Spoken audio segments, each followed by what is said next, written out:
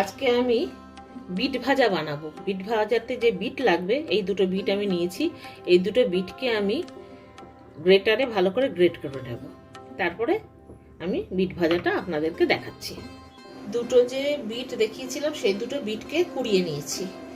এই বিটটা দিয়ে করব। হ্যাঁ, আর লাগবে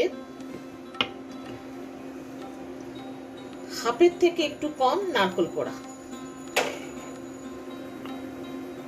এখানে আমি 1 টেবিল স্পুন, এই 1.5 টেবিল স্পুনের মতন সর্ষের তেল দিলাম। সর্ষের তেলটা গরম হয়ে গেলে আমি এখানে দিচ্ছি হাফ টিস্পুনের মতন কালো জিরে, দেব দুটো কাঁচা লঙ্কা চেরা, আর দেব দুটো মাঝারি সাইজের পেঁয়াজকে লম্বা লম্বা করে কেটে।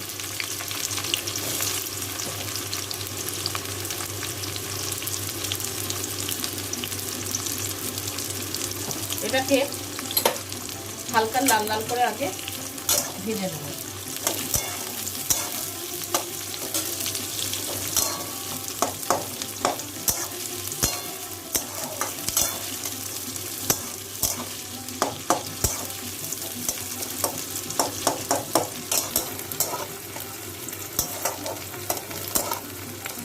পেঁয়াজটা হালকা লাল লাল ভাজা হয়ে আসলে তখন আমি বিটটা দেবো। এসছে ভাজা হয়ে আর একটু ভাজা হবে। কারো ইচ্ছা করলে আরও বেশিও লঙ্কা দিতে পারে। এই রান্নাটাতে একটু ঝাল ঝাল হলে খেতে ভালো লাগে। আমার বাড়িতে অত ঝাল তো খায় না কেউ, তাই আমি কম লঙ্কাই দিয়েছি।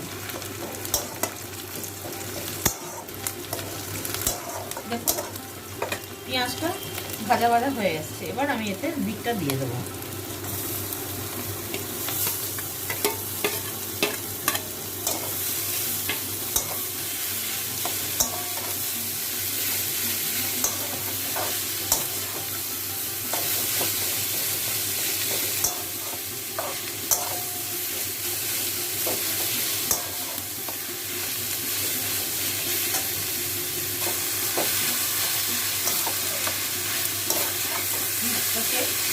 নেড়ে নেড়ে পেঁয়াজের সাথে ভাজতে হবে।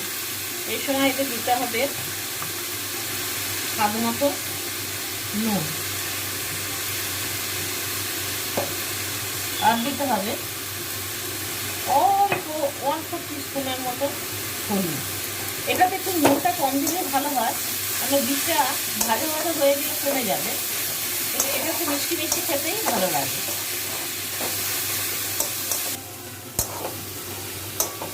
এটাকে নাড়াচাড়া করা হয়ে গেছে, নুনটাকে মিশিয়ে দেওয়া হয়েছে। এবারে এটাকে আমি 5 মিনিটের মতন ঢাকা দিয়ে সিদ্ধ হতে দেবো।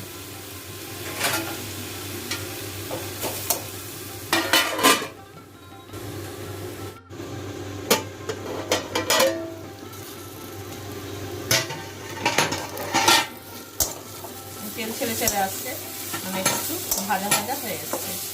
এই সময় আমি এতে দেব,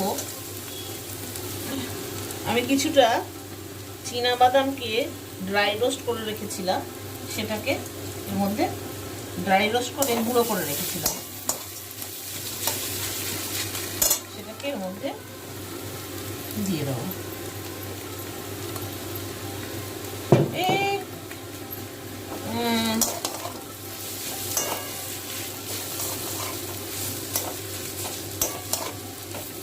একটা বড় চামচের 1 চামচ চীনাবাদাম, মানে 12-14টা চীনাবাদাম ছিল, সেটাকে ড্রাই রোস্ট করেছি, নিয়ে সেটাকে একটু ভেঙে ভেঙে নিয়েছি, পুরো গুঁড়ো করিনি, ভেঙে ভেঙে নিয়েছি, সেটাকে দিলাম। আর দেব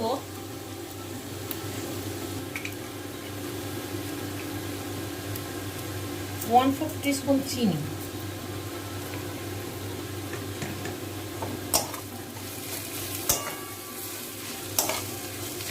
একটু মিষ্টি মিষ্টি খেতে ভালো লাগে তো, সেই জন্য চিনিটা দিলাম। আর সবার শেষে দেব অল্প যে নারকেল কুড়িয়ে রেখেছিলাম, সেই নারকেল কোড়ানো থেকে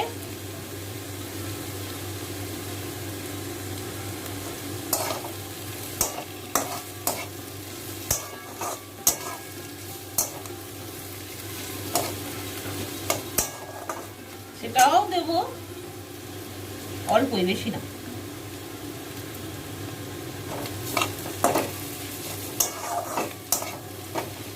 হয়ে গেল আমার বিট ভাজা।